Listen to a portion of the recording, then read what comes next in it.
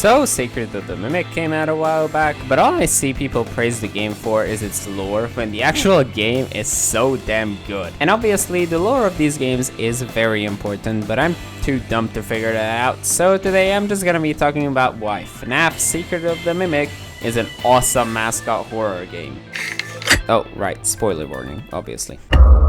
So the interesting thing is, while FNAF did kickstart the mascot horror genre, it was games like Poppy Playtime and Garden of Banban that really solidified these kinds of games' gameplay loops. Or mainly just the fact that you have this one specific gadget that you have to go around solving puzzles with, like the grab pack or the drone. Now at first look, you might think that Secret of the Mimic's gadget of choice is the data diver, but the data diver is literally just a key throughout normal playthroughs. Like, you always get the permission you need right before you actually need it, so you never really have to go out of your way. But what's interesting is, after you get these shiny new permissions, you can go back to earlier areas and unlock entirely new rooms for lore and collectibles. And that's pretty sick, but if the data diver is not the main gimmick of this game, then what is? Well, I believe it's your own hands. The way you interact with stuff in this game is really interesting because your hands act almost as if you were playing in VR. Like, you don't just press the interaction button on things, you actually have to grab onto them and move them the way you want, which is really interesting because I haven't seen this anywhere else other than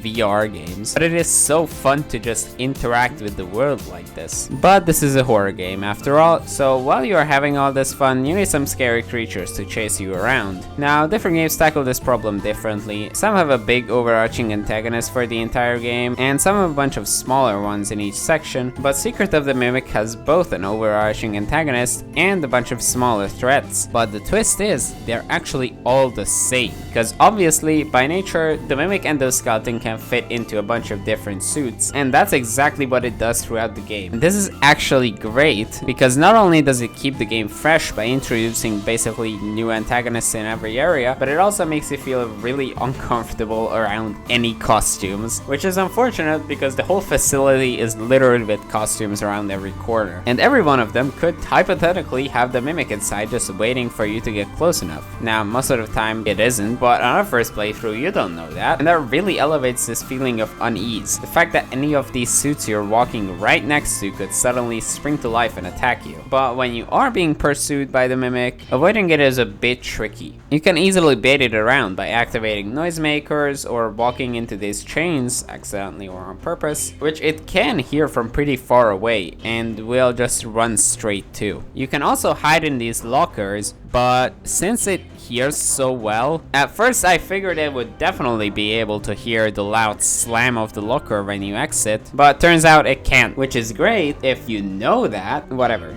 As for the actual gameplay loop, it basically boils down to, you go somewhere, you do a couple of puzzles while avoiding a new antagonist, and just after you think you got rid of them, they come back, chase you all the way back to the security office, and rinse and repeat a couple of times until you get all the permissions you need. Now, I want to talk a little bit about each of these sections, going in order of gameplay, because I have a really strong opinion about the last couple of sections. So let's start with Jackie. She was really heavily advertised, I feel, for the actual screen time she got. Now, from a marketing standpoint, I do understand it. She is probably the most interesting Mimic costume to advertise, but I think we could have at least spent a little more time with her in game. It was like 5 minutes max, but I guess those 5 minutes were fun, so I don't really have much else to complain about. Next, Big Top. This section was really fun to play through. The only complaint I have is that there could have been actually 3 different minigames instead of 1 with a reskin, but I really like the chase at the end. Not only does the music go incredibly hard, but Big Top is constantly like breaking through the roof, and I like that you have to reactively change course. But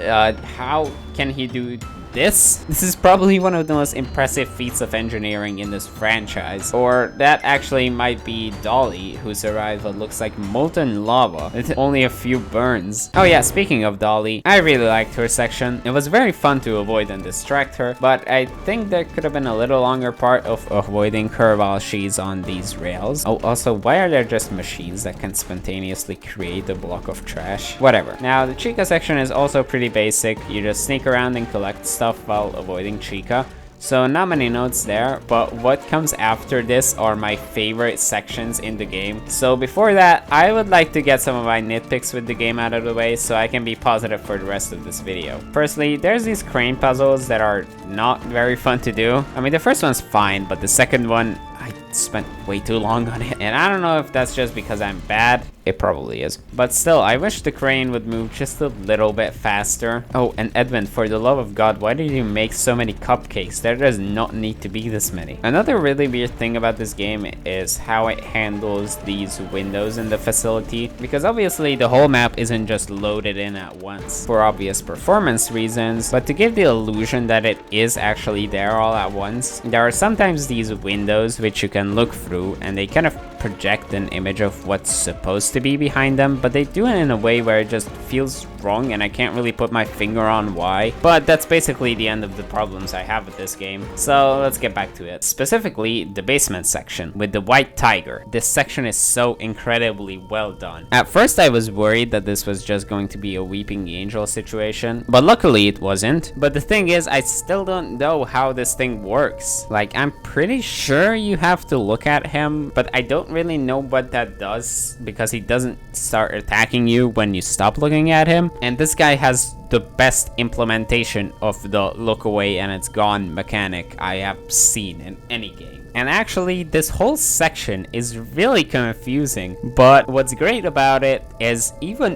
while you are confused, you can still do it. I don't know if it's just me, but I had no idea what I was doing the first time around, but I still did it without any problems, and I think that can be attributed to how well the game guides you through it. But after you're done with this, you can go back to the security office, and this is where the endings split off from each other. Now, in this video, I'm just gonna be talking about the parachute ending because the bad ending is just boring, and the secret ending, I do not have the patience to collect all of those little collectibles. So the parachute ending it is. So you go down to the basement and find the fazbear project Edwin was working on, which is a surprise. You should have.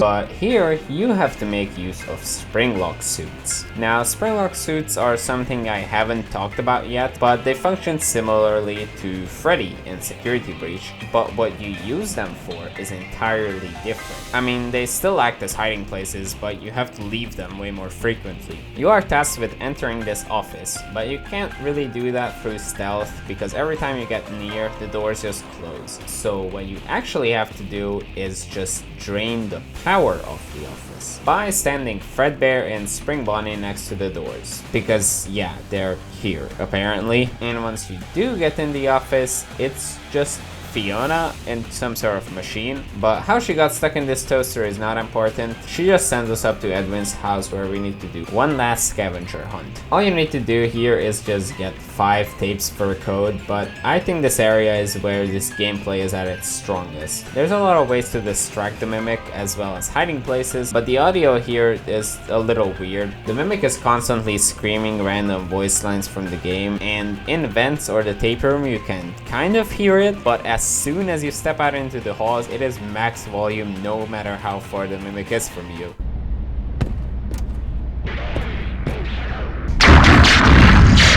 It scared me quite a bit the first time because I thought it was right behind me, but that's not too bad, especially considering how cool the ending is. The entire facility catches on fire for some reason, and the mimic, this time without any costume, but with the help of these little things, I have no clue what they are, just chase you out of there. And again, the game does a wonderful job of making sure you don't get lost in this completely new area you're being chased through. Oh yeah, Arnold dies in a car crash or whatever, but that's the end of the game. Now, as I said at the beginning of this video, people are praising this game for clearing up so many things about the FNAF timeline, and don't get me wrong, I also like the new batch of game theory videos that are gonna come out of this game, but also it's an actual serious attempt at mascot horror, which honestly is rarer than you think nowadays.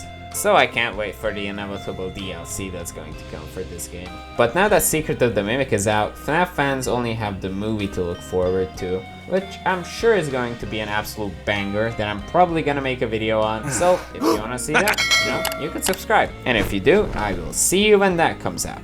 Well, probably earlier too, but that's not gonna be FNAF related. Oh, look, it's the end of the video. If you like Mascot horror stuff, why not watch my video on Puppy Playtime Chapter 4? Or specifically for Secret of the Mimic, well, I modded it into Friday Night Funkin' a while back, so you could check out that video. But this was it for today. I will see you all next time.